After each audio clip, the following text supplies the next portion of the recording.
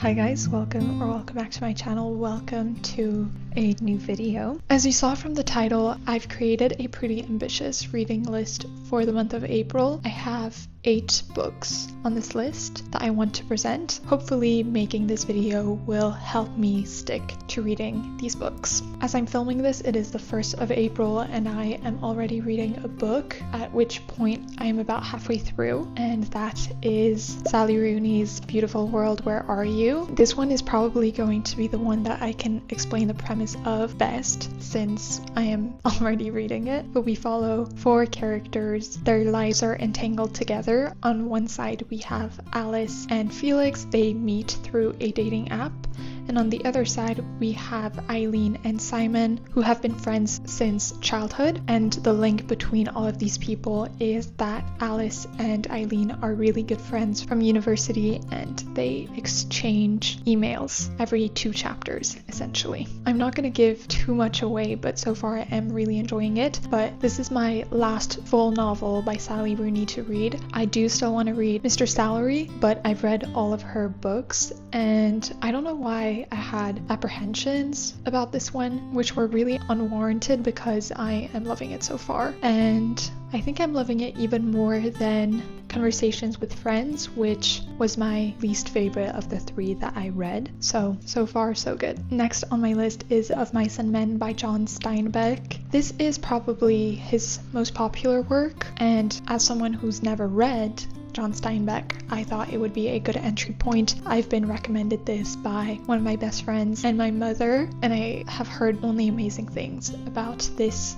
work, so I'm really excited to get into it. I don't really know precisely what it's about. I remember reading a French book where the premise was kind of talked about, and so I remember that we follow 2 friends who are very different and I think struggle with mental health, but I'm not 100% on that. However, because everyone loves this book, I feel like I will love it too. And I read the first 2 pages in January, and the descriptions of nature just made me feel like this was a really good book to read in spring, which is why I have kept it for spring. So hopefully this will be my first, but not last, Steinbeck. Then I have Things I Don't Want to Know by Deborah Levy, and this is first of a collection of memoirs. This one focuses on why she writes. She kind of takes the template of Why I Write by George Orwell and does her take on that, and she also talks about womanhood. I've only heard amazing things from these memoirs, and I love the cover. I'm presuming that I will love this. I really love memoirs for some reason. All the ones that I've read have hit hard for me, so I'm assuming this one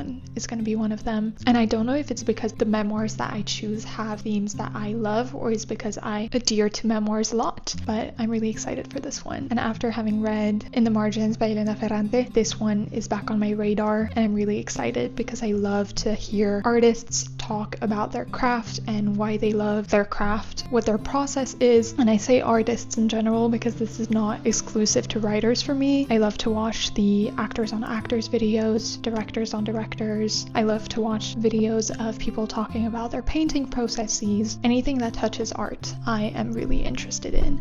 So I'm really excited for this one. Then I have Death in Spring by Mircea Rodoreda, and this is a horror book following a boy in the Catalan mountains. I bought this when I was in Spain. This was my little relic from Spain. I really enjoy buying books that are written by the authors from the country that I'm visiting and set in the countries that I'm visiting, so this was my contribution to that. I also love the Penguin European Writers series. Although I say that, but I've read 3 so far and only 1 has been a big hit for me, but I still really like their display and I'm interested in this one. I've heard pretty good things about it. I think it's pretty reminiscent to Lapvona by Otessa Moshfegh, which I haven't read but am really excited to read, in the sense that there is this small eerie town, so I'm really excited for this. And because it's called Death in Spring, I only have 2 months to read it unless I have to push it back for another year, so this needs to be read sooner rather than later. Then I have Sense and Sensibility by Jane Austen. I read Emma about a year ago and I have since read Pride and Prejudice. I enjoyed Emma, but Pride and Prejudice I really loved, so now I really want to read all of Jane Austen's books, and this one is on my list because my roommate read it pretty recently, and so I thought it would be a good one to read next. Although as I'm saying this, I am most likely going to Bath this week, and I know that this one isn't set in Bath, so it would be fun to read one of the ones that is set in Bath, but I'm still really excited for this. From what I know, we follow two sisters, and obviously their romance stories. Really excited. I can't wait to get back into a Jane Austen when I'm in the mood for a romance, because after having read Pride and Prejudice, I am really confident that I will love this. And this also gives me a nice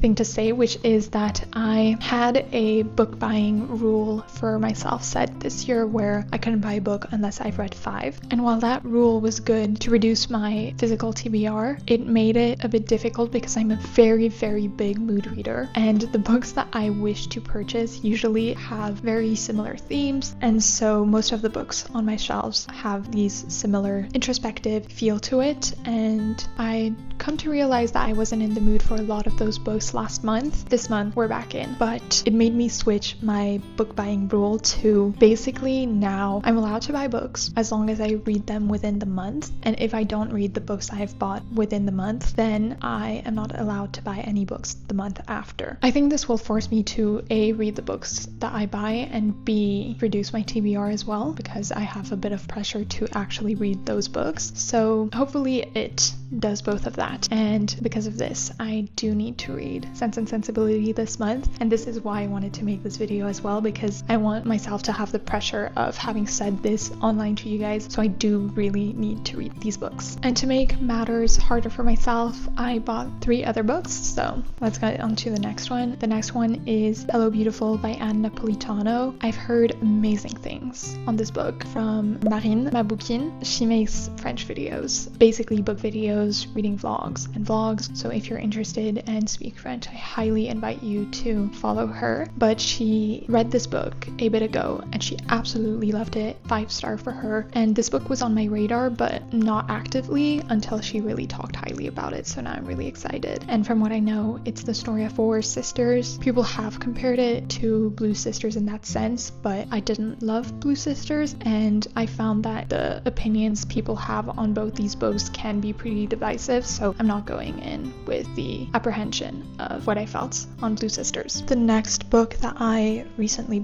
actually bought yesterday, is Things in Nature Merely Grow by Lee. I'm going to read the back because I know that my words will fall short if I try to explain this book, but this is a piece of nonfiction, it's a memoir, and it says, "There is no good way to state these facts, which must be acknowledged. My husband and I had 2 children and lost them both. Vincent in 2017 at 16, James in 2024 at 19. Both chose suicide and both died not far from home." The reason that I came across this book is I have been interested in reading some of Yoon Lee's works, and I was interested to see what was the last thing she'd published, and it was this book. And I think being able to write something so personal and tragic is an act of courage, and so I'm interested. It's really strange to say that I'm interested in reading something like this, but there's no other real way to put it than I have an interest in reading this book because I think it's going to be really personal and really poignant, and I can't even imagine going through something so hard in life. And so the fact that she wrote this book to try and get through such pain herself, but also to express to other people how to live again after something so horrible, I think is beautiful, and very interested in reading this one. And last but not least, The Enchanted April by Elizabeth von Arnim. I heard about this book from Emily, from the channel Emily Madison. I'd watched